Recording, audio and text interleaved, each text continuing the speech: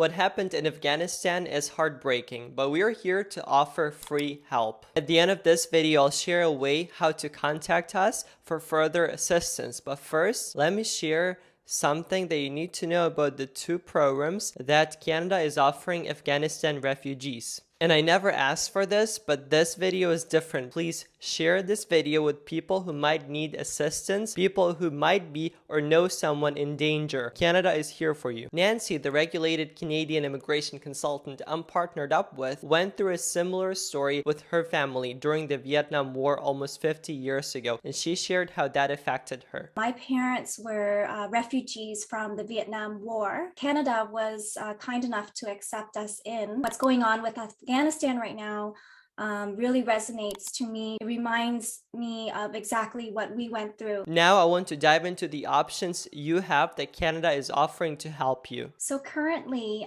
Canada does have two programs going on right now to help the people from Afghanistan. The very first program, in order to be eligible for it, you have to have assisted the Canadian government. You needed to have worked with either the Canadian Armed Forces or the Canadian Embassy in Afghanistan. And here's how to prove this. So you would provide employment proof that you've worked there. So employment letters, T4s, or pay stubs.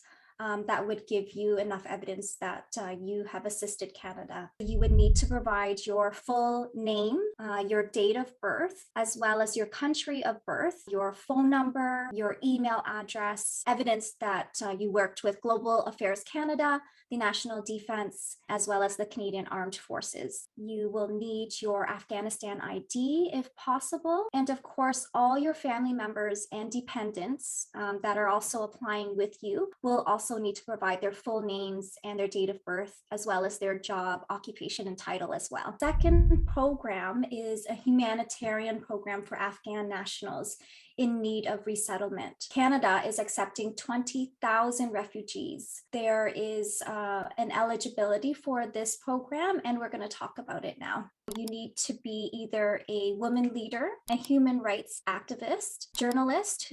Those who have assisted Canadian journalists also are a part of this group. Persecuted religious minorities, LGBTI individuals, and immediate family members of individuals that are currently in Canada. And one more is extended family members of previously resettled interpreters. For this second program, the government hasn't released specifically what kind of documents and forms that you need to submit with your application, but we will talk about how you can provide proof. So if you are an LGBTI individual and you want to apply for this program, you're wondering what kind of proof can I provide? So when we're providing evidence like this, there's no documentation that we can provide, but there are letters of support that you can provide. Your close family or friends that can vouch for you, they can write a letter and support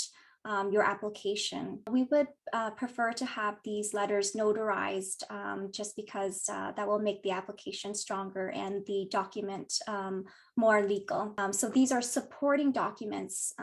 These are documents that provide evidence that you fit into one of these groups. You will need your passport and you will need your tazkira.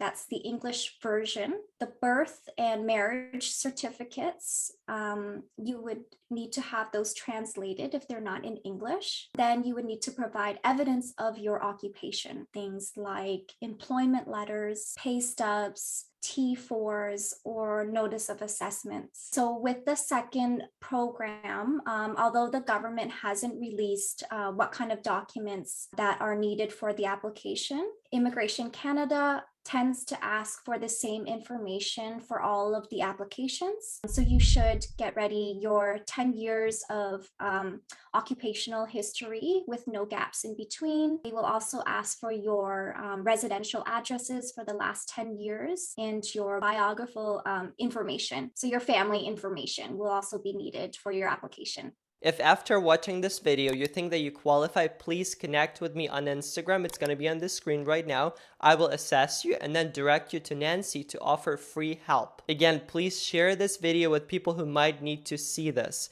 And I will see you in the next video in just a couple of days.